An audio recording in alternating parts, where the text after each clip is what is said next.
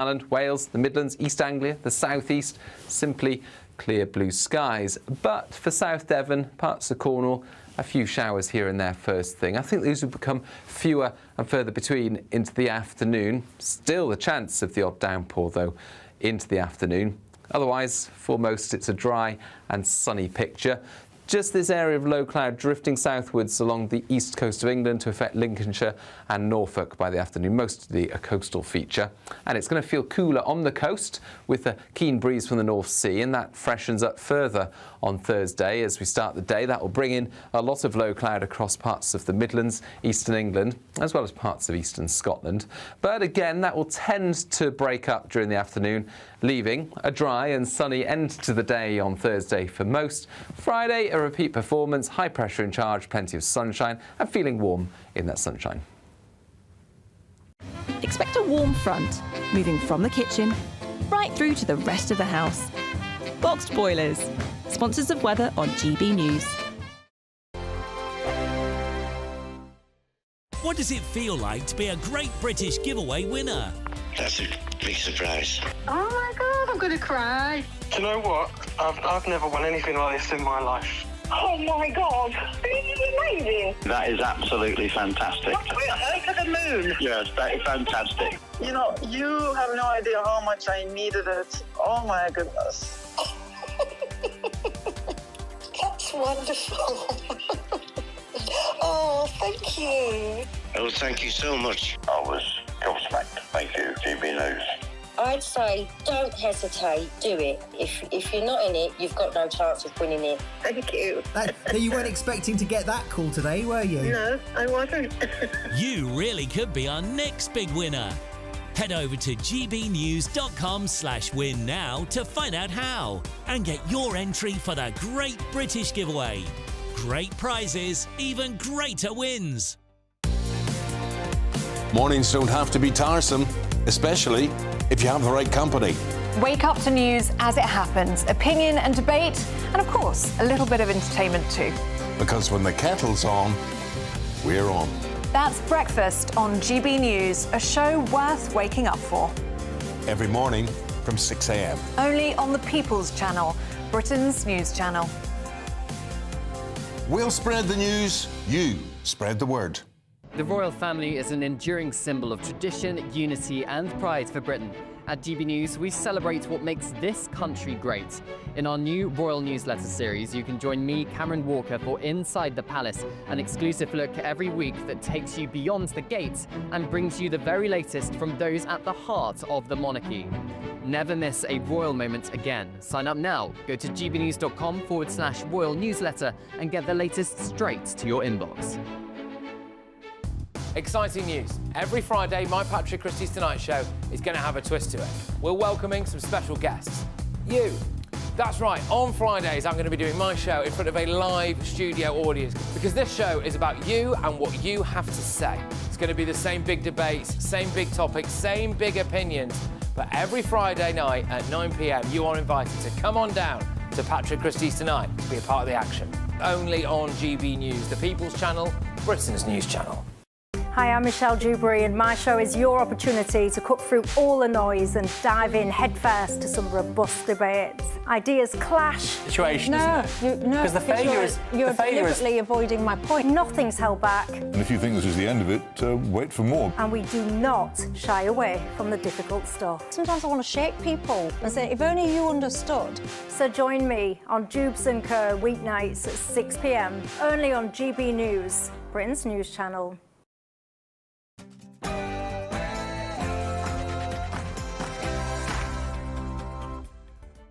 Hello, good evening. It's me, Jacob Rees-Mogg, on State of the Nation tonight. After a bruising set of local elections, are we beginning to see the real blue steak-eating Kemi? I'll be giving my view on what the Conservative leader is getting right and why Mr Farage should begin to worry. The Conservative Party's energy spokesman claimed that a future Conservative government could take the UK out of the Paris Agreement. I'll be discussing this with the leading sceptic Lord Ridley. Charlie Gard's mother will be joining me to discuss her legal fight to lift the gagging order on the identities of the doctors involved in her deceased son's case. Plus, Mark Francois will be here to talk through his very important petition calling for the government to protect Northern Ireland veterans from prosecution. State of the Nation starts now.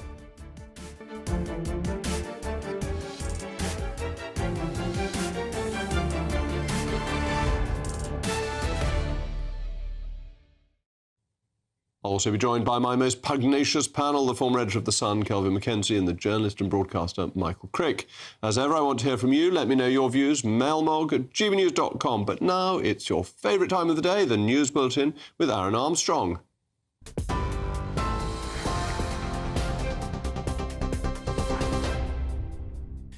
Thank you very much, Jacob. Very good evening to you. Our top stories. A man who spent 38 years in jail for a notorious murder in the 1980s has been freed by the Court of Appeal and says he's not bitter or angry. 68-year-old Peter Sullivan was jailed for life in 1987 for murdering Diane Sindel in Birkenhead. New DNA evidence, though, showed he was not the killer. Mr. Sullivan, who appeared on video link from prison, sobbed upon hearing his conviction would be quashed.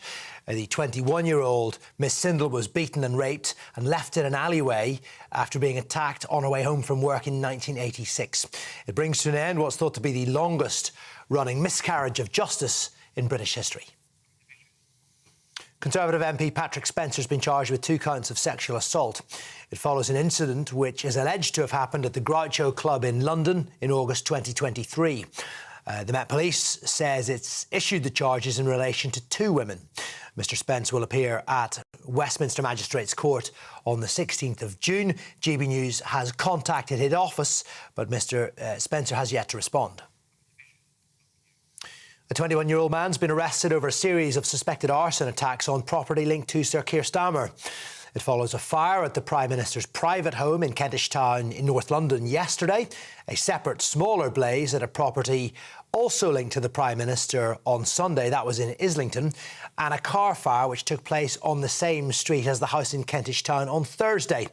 Counter-terrorism police are treating it as suspicious and investigating whether the fires are linked. Marks & Spencer's revealed some customers' personal data was stolen in the cyber attack 3 weeks ago, which continues to affect the business. The retailer says names, dates of birth and emails may have been accessed, but it says no usable payment details or account passwords were taken. M&S says although customers don't need to take any action, they should reset their passwords for extra peace of mind. President Trump says the bond between the United States and Saudi Arabia has never been stronger after agreeing a number of economic deals. He has signed a £107 million arms deal with Crown Prince Mohammed bin Salman. It's to provide military equipment to Riyadh in return for Saudi investment in US artificial intelligence. And the White House has called it the largest defence sales agreement in history.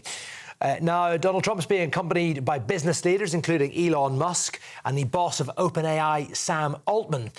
They will also visit the UAE and Qatar later this week. The US president announced he will order the cessation of all sanctions on Syria to, in his words, give the country a chance at greatness following years of the Assad regime. Those are the headlines. Now it's back to Jacob. For the very latest GB News direct to your smartphone, sign up to News Alerts by scanning the QR code or go to gbnews.com/alerts.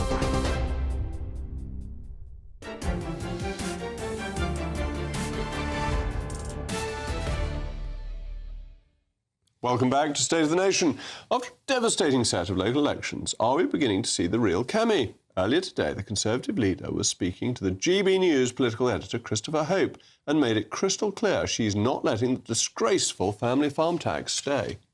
We need to look after farmers. Food security is absolutely essential for this country. It's part of national security. And we have a government that doesn't understand farming. It doesn't understand rural communities like my constituency, for example, in Essex. They have no idea. She then took aim at Number 10's plan to reset the relationship between the UK and the EU, which effectively means dismantling the current Brexit deal and putting us back under the yoke of Brussels. If Keir Starmer starts rowing back on the instruction that the country gave us on Brexit, that we will reverse the changes he made. My worry is that when Labour negotiates, Britain loses. One of the key tests Mrs Badenoch has laid out is that there must be no backsliding on freedom of movement. If he starts new deals on free movement, we already have a huge immigration problem at the moment. We need to bring immigration down. If he does anything that brings free movement through the back door, we will reverse it. Now, this is exactly what we need to be hearing from Mrs Badenoch. A full-throated defence of Brexit is vital if we're to win back those form switchers who are essential to winning back power at the next general election. If the Conservatives use their presence in Parliament to keep defending Brexit, I think Mr Farage may find that he's making more common cause with the Tories, and you never know what that could lead to. I don't doubt that Mrs Badenoch has a serious battle on her hands to get the Conservative Party back into power. It's not easy. However, if the Conservative leader keeps this clear messaging and latches on to the key issues of immigration and Brexit, I think there's a chance that we could see a revival of the Conservative Party. We just can't repeat the mistakes that were made in 1997 and spend over 10 years in opposition. The country cannot afford 10 years of socialism. Let's not forget that oppositions can and do have bruising times in local elections and then go on to win general elections. After all, in 2021, Keir Starmer's Labour Party lost so many seats, 327 council seats and a by-election, that he even thought of resigning. That would not have been so sensible, as he now finds he's the Prime Minister with a huge majority a few years later. He's the leader and he's sitting on a majority of 170. So oppositions can recover. Well, I'm now joined by my panel, the former editor of The Sun, Kelvin McKenzie, and the journalist and broadcaster, Michael Crick. Kelvin, this is excellent, isn't it, that the Conservatives are showing some red meat, or blue steak, and are coming out fighting, and Kemi's being really clear about what she intends to do. Well, I wouldn't be quite as effusive as that, Jacob, to be honest. I think she's average. I think she turns out to be an average politician. The difficulty for Kemi is this. I know this will come as a surprise to Michael and yourself, I have been a Conservative supporter on the right side of the argument now for the best part of 4 decades. What I'm offered now is I'm offered a choice on the right. That has never been offered to me before. And that is where Kemi has a problem, because she clearly wants to position herself in a kind of David Cameron kind of left-of-centre Conservative, right? I was a right-of-centre Conservative. I ended up with people like Cameron leading the party. It was a disaster. And now I'm offered a Farage. Now, he is the most astonishing politician of the current age, and possibly, if he ends up walking into number 10, will have been the most incredible politician of any age, including Thatcher. So he is a proper person offering alternatives to people like me. Now, I can go back to being a Conservative if there were a great leader out there. Now, Kemi may turn out to be a great leader. I heard nothing there that would say to me she understands the kind of the beating heart of people to this kind of centre-right of her party. And I think she has a problem. Now, that problem is actually wouldn't matter so much if there were a dud running reform. There is not a dud running no reform. Because David Cameron had no reform to worry about. So Kemi has one problem. There are people who are now offered a choice. We are offered a choice when we buy beer, when we buy a drink, and now we're offered it in politics. The interview with Chris Hope was really good because she's feisty, she's forthright, she's saying things Conservatives like to hear, like that if Starmer backslides on Brexit, she will reverse it. I don't doubt. This is good Conservative stuff. I don't doubt all that, but it doesn't sound fresh and interesting because actually we have somebody saying something with a few more adjectives in it and a bit tougher and a bit more, I would say, down to earth. The thing about Farage has got is he seems to have, where he gets it from, I've no idea, an umbilical cord to ordinary working people. And I think that is where Kemi will have a problem. And Michael, it's a very fair point that Kelvin makes, but Kemi needs to get moderate Conservatives as well as the bluer Conservatives. She's being very clear now on what she's thinking, what she's setting out. That she's taken 6 months to sort of bat herself in, play herself in, and now she's beginning to score a few runs. Well, I mean, the problem is that a lot of the centrist Conservatives that the party gained over the 4 previous elections and before that, have now deserted the party. They're now voting Liberal Democrat in the home counties. They're voting Labour in other places. Some of them will be voting for the SNP and Plaid, or the Greens, actually. And I don't think that moving to the right and being this hard line on Brexit is the right formula. Her performances have improved, and we've seen, it was a feisty interview, as you say, I agree. And she's been feistier in the House of Commons, and she needs to be more active and get out there and look like she's doing. Yeah, and just, do a lot more interviews, do a lot more campaigning, do a lot more speaking. But this hardline attitude towards Brexit, the British public are not hardliners on Brexit. They may have voted for Brexit, and it was never made clear whether it was a soft or hard Brexit, by the way.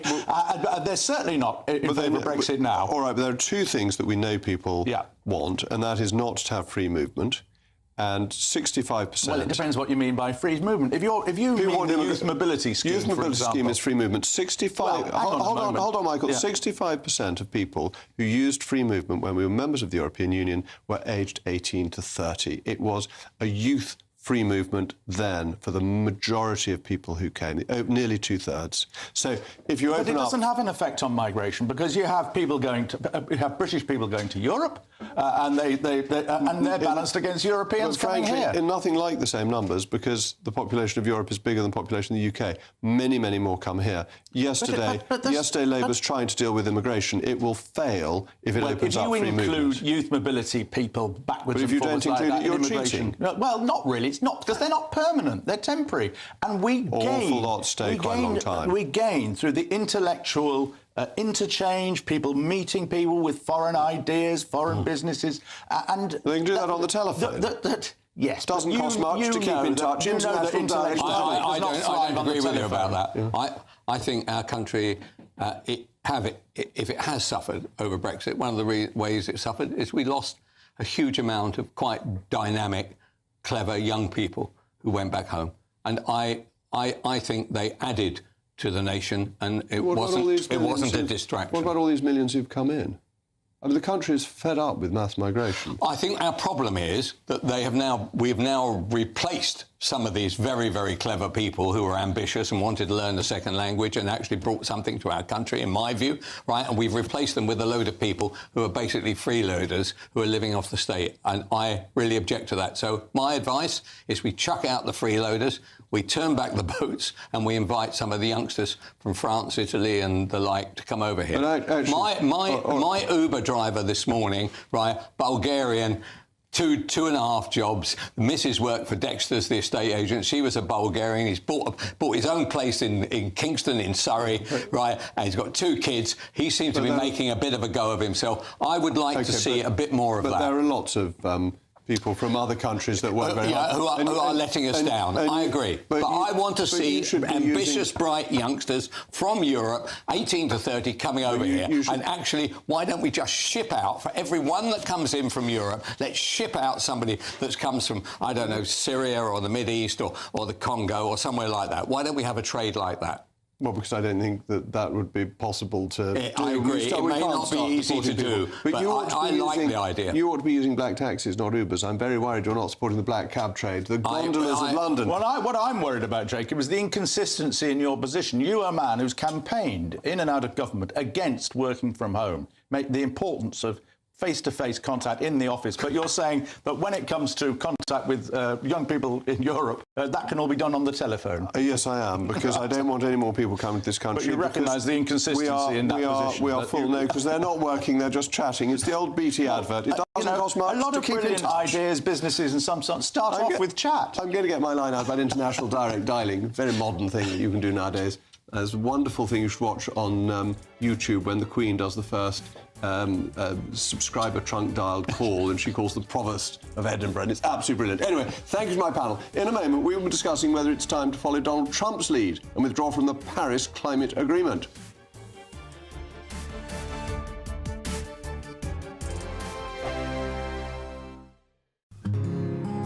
This is our country, and we think it's amazing. From high tea to the high street, we love it all. Even the rain, we like that too. There's nowhere else we'd rather be. That's why we're here to be the fearless champion of Britain, its voices and its values. Because we are GB News, the People's Channel, Britain's news channel.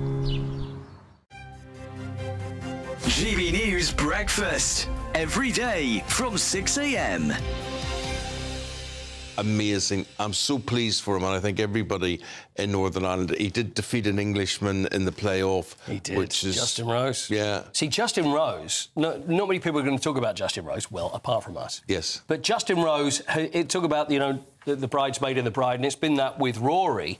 He's been the runner-up in the Masters twice. And 44 years old, and to do what he did and get a round of 66 was incredible. But Rory, see, people have written Rory off, and I've got to admit, even a couple of years ago, and I'm thinking, this is not going to happen for Rory, because it's this ultimate Grand Slam. Now, I think in golf, the Grand Slam is probably harder to win than any other sport, tennis, anything else. Because if you just look at the list, so this is basically to win the PGA, the American PGA, the US Open, the Open here, and the Masters. So this is to win the big four throughout your career. And only Gene Sarazen in 35, Ben Hogan in 1953, Gary Player in 1965, the legendary Jack Nicklaus in 66, and Tiger Woods in 2000. They're the only people to have done it. And if you think of all the great golfers over the years, nobody, apart from them, have managed it. And now Rory's managed it, and that makes him the greatest European golfer there has ever been. Well, there's emotion you see there. I mean, you see what he so wants. I mean, absolutely. I mean, he broke down in tears at the end, and it's not surprising because this is the thing. And it's 2011 was the last time he won a major. So at the time when he was much younger, they were coming left, right, and centre, and you think this kid's going to do everything. And then he was winning tournaments, but not those majors. And it was the Masters. That was the one he wanted. Well, give him a bus tour. Get the open top bus out. Get him around. And he will. He'll deserve it. I mean, absolute hero. GB News, the People's Channel. Good Afternoon Britain isn't just about us. The wonderful thing about this programme is it's about everyone watching. It's an interactive programme. Well, there absolutely is something to see here, and we're going to be talking about it more. Whether it's breaking royal news, please bring us up to date, or indeed a particularly punchy speech in the House of Commons. Very, very curious. We bring it to you live, and then we bring you live reaction as well. That's Good Afternoon Britain, weekdays from midday. Only on GB News, the People's Channel, Britain's news channel.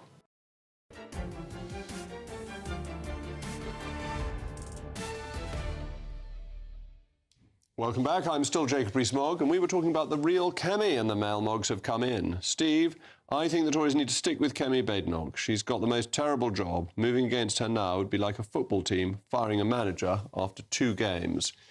I know very little about football, but I think that sounds like a bad idea. Lucy, Kemi is a no-hoper. Sooner the Tories replace her with Jenrick, the better. Well, I won't tell Robert that you think that. May not be good for him. Anyway, in yet another remarkable departure from the Conservative Party's previously zealous addiction to net zero, the acting Shadow Secretary for Energy has cast doubt on the UK's future membership of the Paris Climate Change Agreement. In an exclusive interview with The Guardian, which is a very socialist newspaper, Bowie described the 2050 target as arbitrary and not based on science, suggesting that it was merely a convenient endpoint rather than a scientifically grounded goal. As you may know, if you followed this programme, I tend to agree with that. But I'm very pleased that we're going to get the thoughts of the science writer and journalist, Matt Ridley. Lord Ridley, thank you very much for joining me. Is this an important statement coming from the Shadow Secretary of State, or is it broadly where policy seems to be going anyway? No, I think it's very significant, and it's part of a general move by Kemi Badenoch, Lord Offord, her Lord spokesman, and others to signal that they have become much more sceptical about the value of the green transition and climate change alarmism as a political position. And I think what they're sensing is that in the country as a whole, there is a lot of scepticism about whether this is a good idea, to give up all sorts of things we like doing, like going abroad on holidays or heating our house with gas, in such a hurry. And Andrew Bowie is absolutely right. It's a perfectly arbitrary number, this, net zero by 2050. The number, it doesn't come out of a scientific model. And it's by far the toughest and tightest of any nation. No other country is legally committed to producing no net carbon emissions in the year 2050. So we've hamstrung ourselves economically with a very expensive and very risky policy that is making us reliant on intermittent, unreliable energy, technologies that haven't been invented yet, and things like that. None of the other countries are going down that route nearly as fast, so we ought to reconsider whether we need to do so. So could we actually stay within the Paris Accord, from what you're saying, that if we're going further and faster than other countries, that's not a treaty obligation, that's something we have imposed upon ourselves ahead of the treaty obligation? Well, if you remember, in the run-up to the Paris conference, all the environmentalists and the EU and the UN all said it will be a waste of time if the agreements are not legally binding. And then when it came to the matter of sitting around a table in Paris, and they couldn't get the Americans to agree to a legally binding treaty, John Kerry at the time, they said, OK, well, let's have non-legally binding ones. So what we've got are independently national commitments. They're called INDCs for some reason. And they basically say, in the case of India, we're going to go on producing emissions for as long as we can. In the case of China, we're going to go on increasing our emissions till 2030, and we may consider reducing them after that. They have no legal force at all. So you're absolutely right. What we could do is turn around and say, we've changed our INDC in the UK. It now says we're going to use gas until 2050 because we think that's the cheapest and most secure way of doing it, and we're taking a punt on the fact that they may well invent a much cheaper form of nuclear power or fusion around 2051, in which case we could get there cheaply and not have crucified ourselves on renewable energy, which is not achieving what we want. And the argument for Paris and for what we've done in the UK has often been that we influence other countries and that they follow us because they see us as a leader and they're worried we'll get technological advantage. But if China, India and now the United States aren't doing any of this, that's not a very strong argument, is it? It's always been a weak argument, I'm afraid. The idea that we're a shining city on a hill, which China and India and other countries are looking at, is just for the birds, I'm afraid. And you saw that in the latest IPCC meeting last year in Azerbaijan, when the only world leader effectively to go, apart from the host, was Keir Starmer. Others do not look to the UK for a lead on this. They never have. We're only we're 0.8% of global emissions anyway. So what we do makes extremely little difference anyway. But there is absolutely no sign of other countries either wanting to follow us because we're so virtuous or wanting to follow us because they're worried we're going to get a lead in these technologies. Because the technologies are all made in China anyway. And they're getting a strong lead in them as they have with solar and with electric cars and so on. And so we're boosting the Chinese economy rather than our own. That's the problem. Ed Miliband has changed what he says about the need for net zero from reducing emissions to increasing energy security. That's the emphasis he puts on it now. But that simply makes no sense because apart from anything else, the technologies he's pushing are unreliable, so there's no security there. And the other point is they're all made abroad. And they're dependent on cables in the North Sea, which are going to be dragged up by the first Chinese or Russian vessel that wants to if we ever get into a shooting war. Whereas under our feet, there is an enormous amount of shale gas in the UK. We could easily be self-sufficient in gas. And gas is one of those fuels that doesn't have a global price, so it varies hugely in price. It's about 4 or 5 times cheaper in America. If we were producing it here, if we'd started to produce shale gas 10 years ago, as some of us urged at the time, then we would be absolutely in clover in terms of energy costs, energy prices, and energy security. Well, Matt, thank you very much. Always a pleasure to talk to you. Thank you for coming on tonight. With me now is James Alexander, Chief Executive of the UK Sustainable Investment and Finance Association. James, thank you for coming back on the programme. I suppose the first question is, Andrew Bowing saying this is important, isn't it? Because it's a move away from the consensus there has been. You're interested in the investment side of this. What effect does this have on investors' view of what they should be doing? So I think from an investment perspective, the sustainability transition is an enormous opportunity. And what we're seeing is large amounts of capital around the world. Our members, in fact, have £19 trillion of assets, and they want to invest them in the UK. And they see investments in things like sustainability and renewables as incredibly important long-term investments that will grow portfolios. Pension funds, many of which people across the country are growing because of these investments in renewables and sustainability. And what are the technicalities of this? Because I'm not a great advocate of net zero, as you know from coming on before.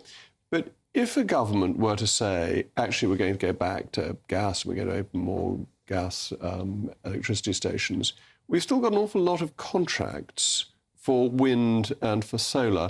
How would they continue?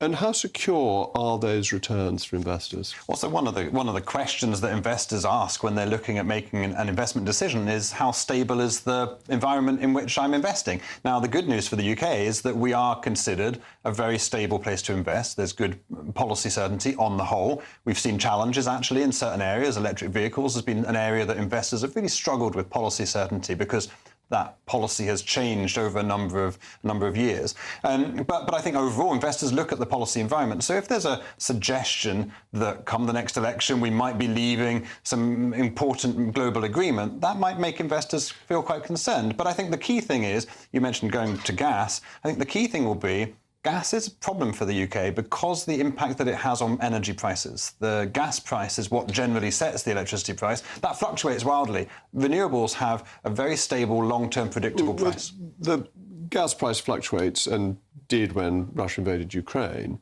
But the main cause of fluctuation is that the last kilowatt hour of electricity comes from gas in the winter from a power station that's used for a few hours a year and is inevitably very expensive. But that's because of the structure around renewables, that if you actually had an ordinary gas system, you wouldn't put yourself in that position. It's not just in the winter. 97% of the time, the gas price of the day, the global gas price, is what sets the electricity price in the UK. That is not the same in other countries, only 50% of the time in other parts of Europe. So we do need to find a way to get away from gas prices. The gas price is much lower because it's the absolute peaks that cause the problem, because you're running a power station for just a few hours a year, and you've therefore got all that infrastructure cost. That's not what actually connects to the electricity price. It really is the spot price of gas on the markets that day. And so the challenge I think is, if we build ourselves, and we're building this already with lots of investment coming to the UK to make our renewable energy system, if we build that out, we will have much more stable, predictable energy prices. But with the spot price of gas, we could do what we did when the North Sea was in full production, if only we were fracking, because when we had the North Sea at full production, providing the gas that the UK needed, people had long-term contracts. They weren't so dependent on the spot price of gas. There's a much better gas market to be had if only we take the decision to frack. Well, even if we make more gas from the UK, from the North Sea or fracking or wherever that is, it will still be sold on the open market. The international price of gas will still be what determines the gas price. But there isn't there isn't a single international price of gas. There's the US price. There are prices where it's shipped and where it's liquefied. There are prices in Europe, there are prices in Norway, there are long-term contracts.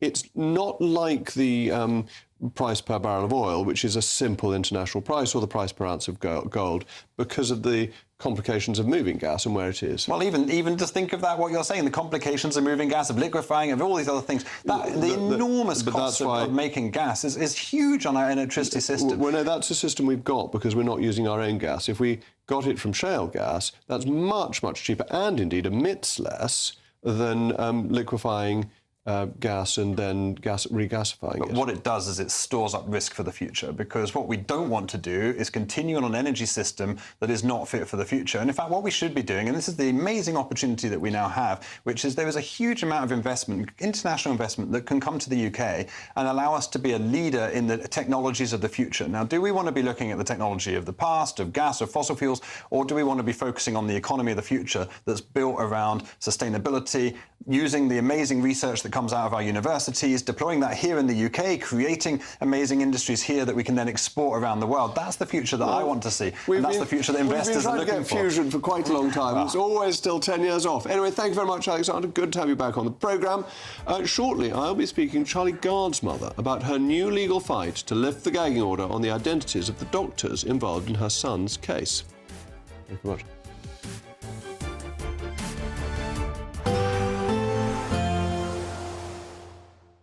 Dinner under the stars tonight? That reminds me of our travel insurance. You mean All Clear Skies? All Clear Travel Insurance sponsors GB News travel destinations forecast.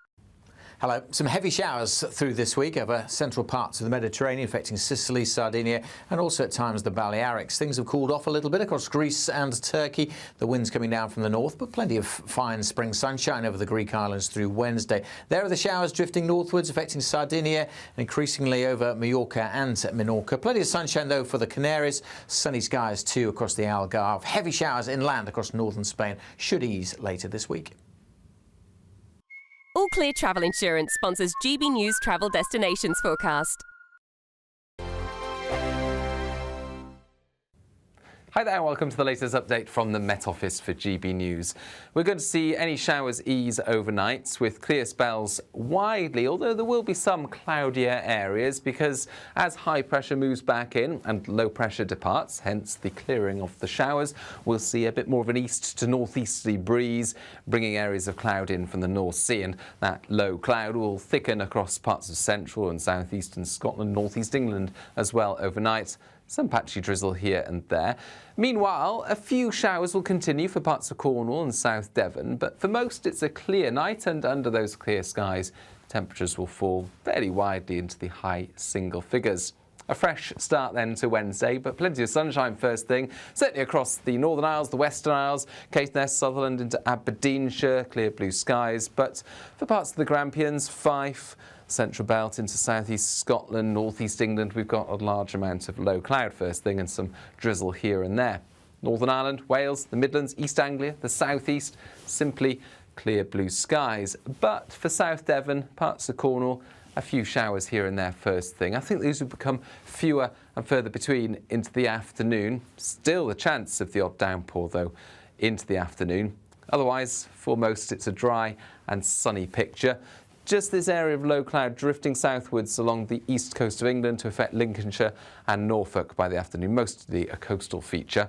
And it's going to feel cooler on the coast with a keen breeze from the North Sea, and that freshens up further on Thursday as we start the day. That will bring in a lot of low cloud across parts of the Midlands, eastern England, as well as parts of eastern Scotland. But again, that will tend to break up during the afternoon, leaving a dry and sunny end to the day on Thursday for most. Friday, a repeat performance, high pressure in charge, plenty of sunshine, and feeling warm in that sunshine.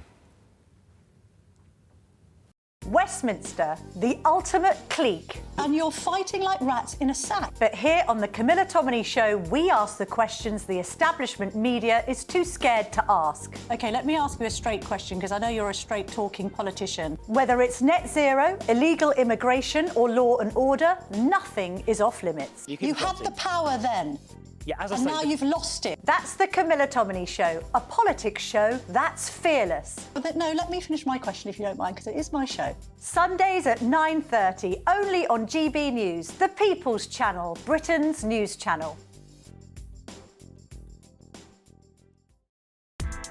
Join me, Nana Akua, for an informative, interactive news programme with a difference. It's fun. No, you didn't say that, Dave. I'm so surprised. I think there's an element of truth to that. Join me from 3 p.m. every weekend, only on GB News, Britain's news channel.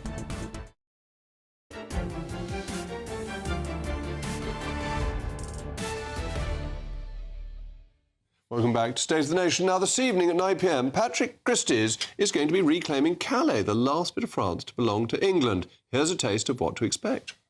If I said to you, look, we don't have enough houses in England, would that stop you coming to England? Okay. Maybe I come back in my... Maybe I come back in my country and I change in another country after. Yeah, maybe you try another country if you think that if you realise that we can't afford England. Yeah. Yes. Yeah. Okay. Well, just think, if we hadn't lost it in the 1550s, they'd be in England already. But Patrick Christys will be live tonight from 9 o'clock from Calais here on GB News. Now, it's been almost 8 years since the tragic case of Charlie Gard. To remind you, Charlie was born with an exceptionally rare genetic condition called mitochondrial DNA depletion syndrome, or MDDS for short. He died after being banned from travelling to the United States for treatment. Now, his mother, Connie Yates, is back in court trying to overturn the injunction which threatens prison for anyone who publishes or reveals the names of the clinicians involved in this case. I'm joined now by Connie Yates, the mother of Charlie Gard. Connie, thank you so much for joining me. What is the argument for keeping these names secret? Normally, justice is held in public, so why have we been denied these names? It was always there from the start. It was just part of the High Court's, the order, basically, and then it was actually made even tighter by the Supreme Court further down the line. And do you know why they did that? Did the hospital ask for this confidentiality, or was it something the court volunteered? I can't quite remember. There was no particular reason at the time. I think it was just, it was starting to become kind of standard practice. And as time's gone on, it's actually kind of got a bit worse, where, you know, if my case was a couple of years ago, then Charlie's name wouldn't even been allowed to be out there. And why do you think it's important that the clinicians, the doctors involved, should be named? How do you think that helps justice? I think it helps with transparency, honesty, openness, accountability. You know, if you don't know who they are, you don't know their qualifications. And, you know, the concerning thing about Charlie's case was that there wasn't one neurologist that gave evidence, but yet there was a lot of talk about his brain. So, you know, I see other cases and there's neurologist after neurologist, but in Charlie's, there wasn't one. So, but no one knows that because no one knows who they were. So you think it's important to understand not just the names, but also the specialisations of the doctors involved, so people can form a judgment and say, well, actually, this wasn't his area of speciality, and therefore the court should not have been taking this into account, so the public have the ability to make their own judgment. Exactly.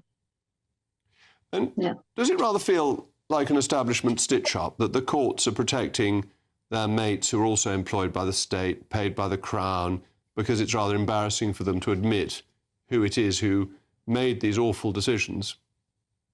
Well, it's probably a bit far for me to say that it's a stitch-up, but it's it just feels unfair, you know, that I didn't stand a chance trying to fight for my son's life.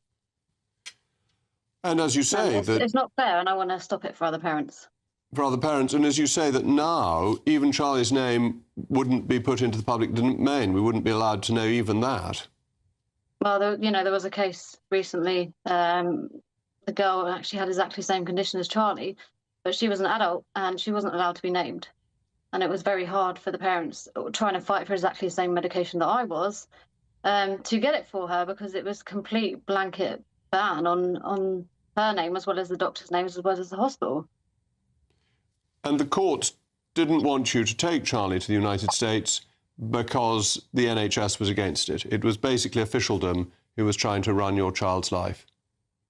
Yeah, it's a very long story, Charlie's story, but, you know, they were originally going to do it in Great Ormond Street. Then they changed their mind and actually offered us, you know, it was their idea for us to go to America. So they said, if you get the money, we'll drop the court case.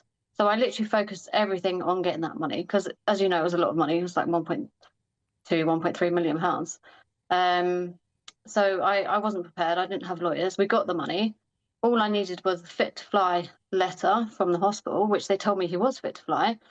And then we could go. And that's when we were told, no, it's up to a judge to decide. And I was totally not prepared. So, yeah, I was fighting a losing battle, to be honest. And where are you with this latest court case? What stage has it got to? So we've currently just written to Great Ormond Street to ask their permission for the names to be removed. So we're waiting for a response from them. They've asked for a bit more time. So.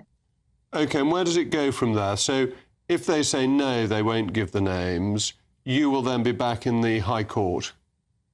We've prepared for the Supreme Court. Oh, you would go right to the Supreme Court because it's the Supreme Court who made the initial decision or the final decision to keep these names secret. Well, I wish you every success with your court case. It must be so heartrending for you to have to carry on battling after having to cope with the death of Charlie. It's just hard not having a voice in the first place, and I still feel like very silenced now. And obviously I can't change what's happened to Charlie, but I know it would help me and hopefully other parents as well if we had that freedom to speak. Well, I'm glad that we've been able to give you a chance on GB News to have your voice heard, and I hope that the courts will be listening too. Thank you very much for joining me. Thank you.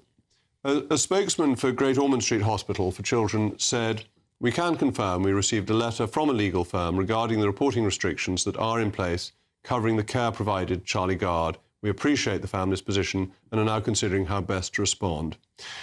In a moment, I'll be joined by the Conservative MP, Mark Francois, to discuss why he's backing a petition to protect Northern Ireland veterans from prosecution. The royal family is an enduring symbol of tradition, unity and pride for Britain. At GB News, we celebrate what makes this country great. In our new Royal Newsletter series, you can join me, Cameron Walker, for Inside the Palace, an exclusive look every week that takes you beyond the gates and brings you the very latest from those at the heart of the monarchy. Never miss a royal moment again. Sign up now. Go to gbnews.com/royal newsletter and get the latest straight to your inbox. Westminster's full of talk, but out here, it's the real world. Am I allowed to talk now? No, that's it. This is where it matters, real people and real lives. That's what politics is all about. In fact, this Trump made a good start.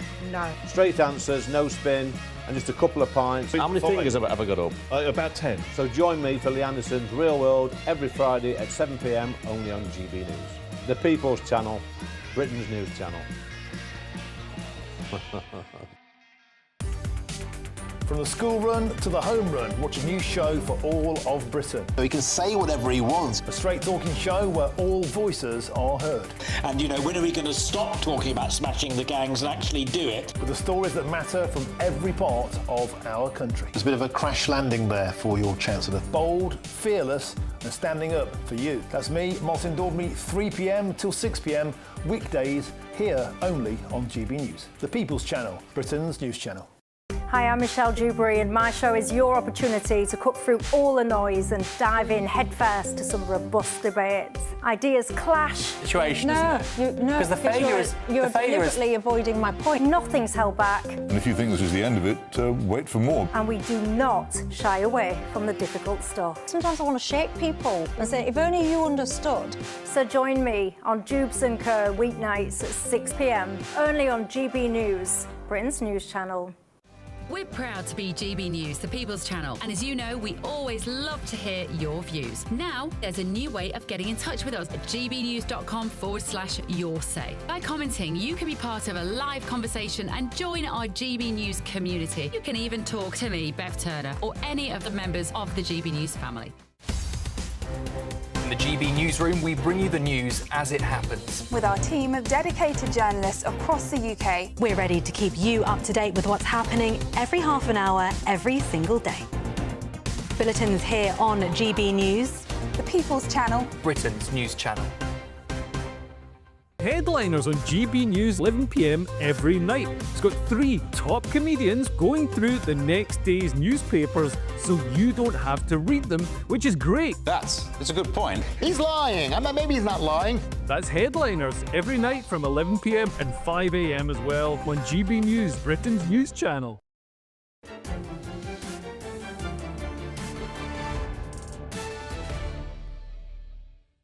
Welcome back. There is currently an e-petition on the parliamentary website calling for the government to ensure that no changes are made to the law that could potentially allow Northern Ireland veterans to be prosecuted for doing their duties during the Troubles.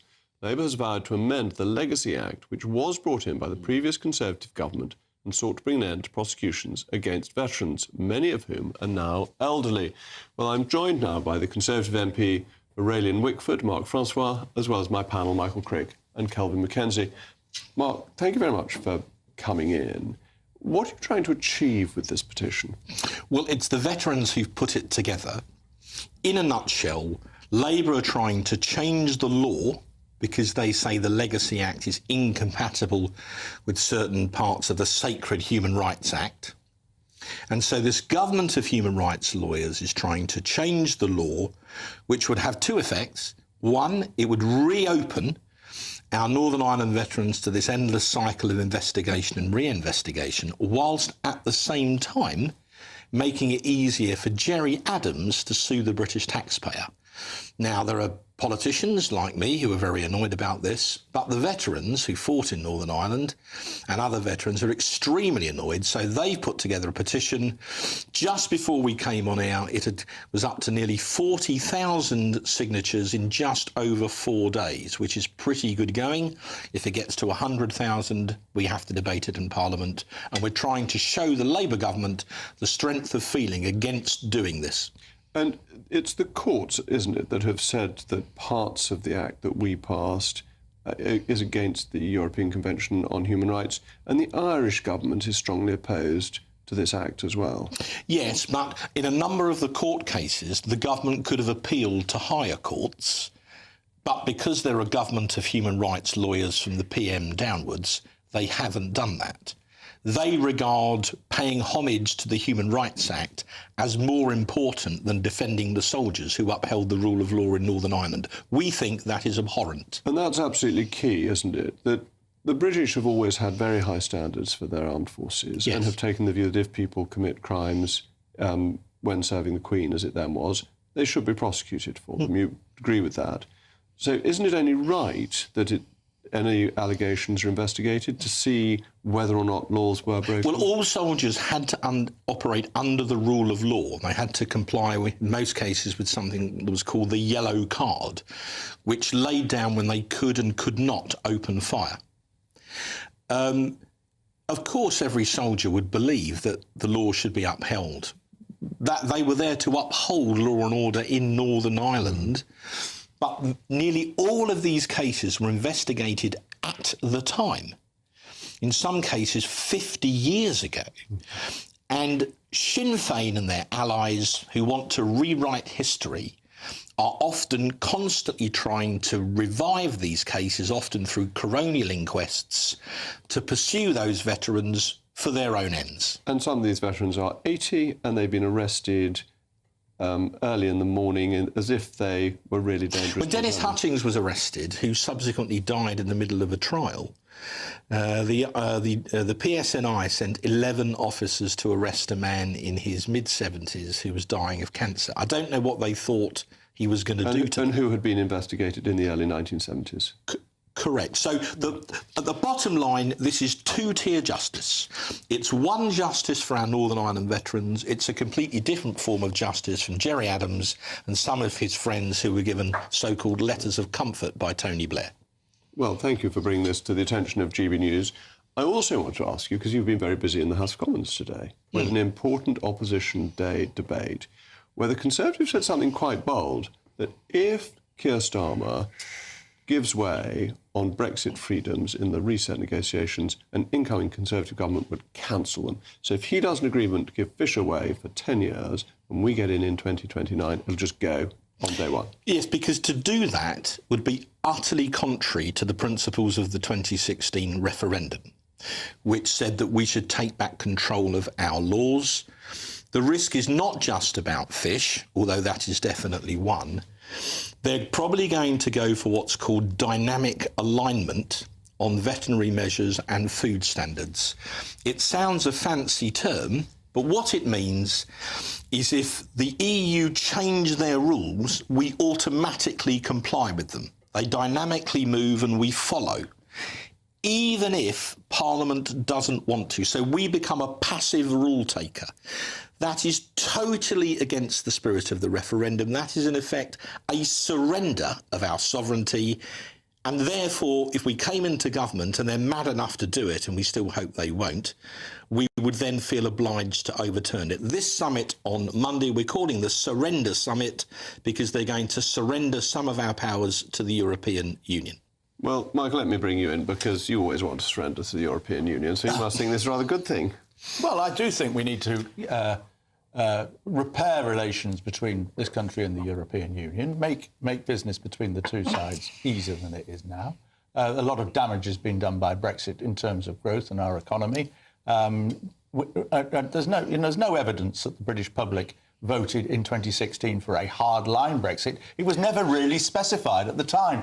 One group of Brexiteers said one thing, another group said other things. So, and now the public regret having voted for Brexit in 2016. Polls show they regret it. And polls go up and down, Michael. There was a vote, not a poll. Yeah. There was a vote, and the British people peacefully and democratically voted to leave. And I regret to say that some people like you and your friends have never got over it. Well, I'm sorry, but they voted to leave.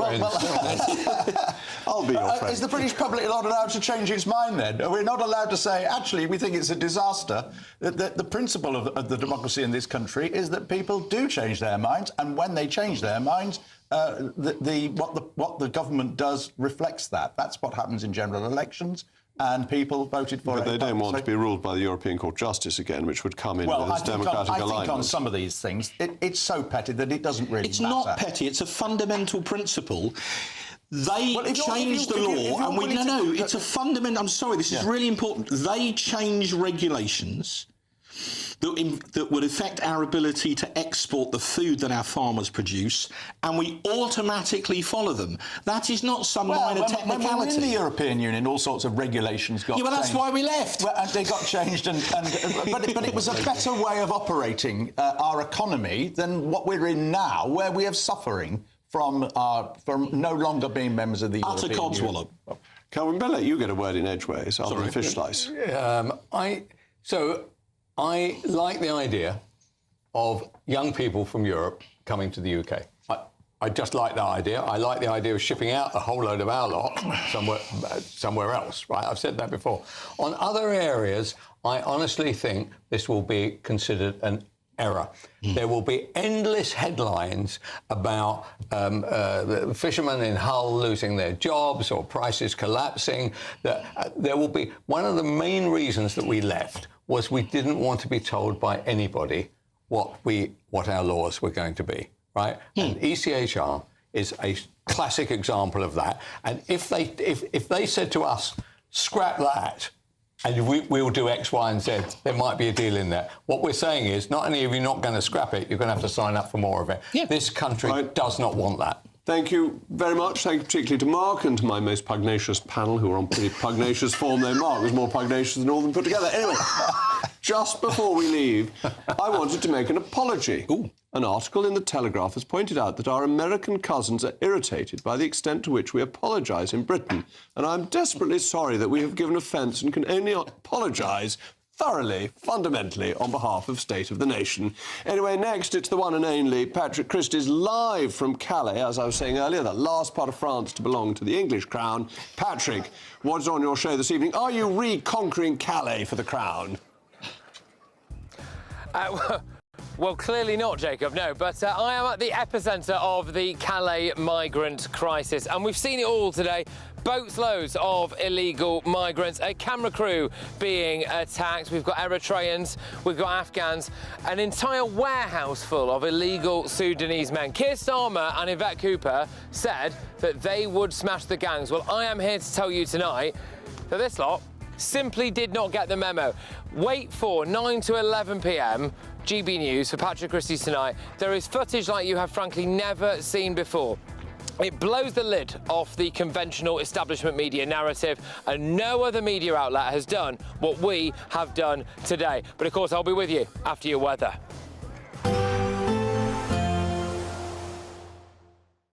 Expect a warm front, moving from the kitchen right through to the rest of the house. Boxed Boilers, sponsors of weather on GB News. Hi there, welcome to the latest update from the Met Office for GB News.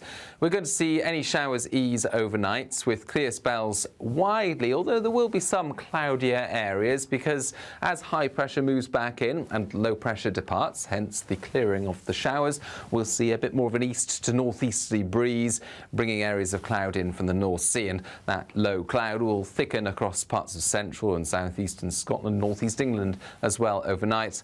Some patchy drizzle here and there. Meanwhile, a few showers will continue for parts of Cornwall and South Devon, but for most it's a clear night, and under those clear skies, temperatures will fall fairly widely into the high single figures. A fresh start then to Wednesday, but plenty of sunshine first thing, certainly across the Northern Isles, the Western Isles, Caithness, Sutherland into Aberdeenshire, clear blue skies, but for parts of the Grampians, Fife, Central Belt into southeast Scotland, northeast England, we've got a large amount of low cloud first thing and some drizzle here and there. Northern Ireland, Wales, the Midlands, East Anglia, the southeast, simply clear blue skies. But for South Devon, parts of Cornwall, a few showers here and there first thing. I think these will become fewer and further between into the afternoon. Still a chance of the odd downpour, though, into the afternoon. Otherwise, for most, it's a dry and sunny picture. Just this area of low cloud drifting southwards along the east coast of England to affect Lincolnshire and Norfolk by the afternoon, mostly a coastal feature. And it's going to feel cooler on the coast with a keen breeze from the North Sea, and that freshens up further on Thursday as we start the day. That will bring in a lot of low cloud across parts of the Midlands, eastern England, as well as parts of eastern Scotland. But again, that will tend to break up during the afternoon, leaving a dry and sunny end to the day on Thursday for most. Friday, a repeat performance, high pressure in charge, plenty of sunshine, and feeling warm in that sunshine. A positive outlook through the night will power through to a bright day ahead. Boxed Home Battery Storage, sponsors of weather on GB News. You could be the next big winner on the road in this brand new Alnag Baron 560 motorhome, courtesy of Marquis Leisure. Imagine the fun you could have in this luxurious home from home worth over £67,000. We'll also give you £5,000 in tax-free cash to make your next getaway a great one. And it could be all yours. For another chance to win the lot, text WIN to 63225. One entry costs £2.50 plus one standard network rate message, or text bonus to 63225. 5 entries cost £5 plus one standard network rate message. Go to gbnews.com/win. Entries start at £2.50. Call 0903 686 3232. Calls cost £2.50 plus your network access charge. Or post your name and number to GB13 PO Box 8690 Derby DE1 9TT. UK only. Entrance must be 18 or over. Lines close at 4 p.m. on the 6th of June. Please check the closing time if listening or watching on demand. The royal family is an enduring symbol of tradition, unity and pride for Britain. At GB News, we celebrate what makes this country great. In our new royal newsletter series, you can join me, Cameron Walker, for Inside the Palace, an exclusive look every week that takes you beyond the gates and brings you the very latest from those at the heart of the monarchy. Never miss a royal moment again. Sign up now. Go to gbnews.com/royal newsletter and get the latest straight to your inbox. Exciting news. Every Friday, my Christys Tonight Show is going to have a twist to it. We're welcoming some special guests. You. That's right, on Fridays I'm going to be doing my show in front of a live studio audience because this show is about you and what you have to say. It's going to be the same big debates, same big topics.